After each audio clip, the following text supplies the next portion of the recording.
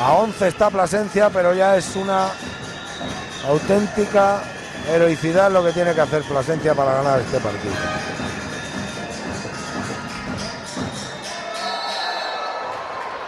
Vale la canasta, machaca el señor Ter Traylor, la personal de Nigel, primera. Y Traylor que ya suma 17 puntos.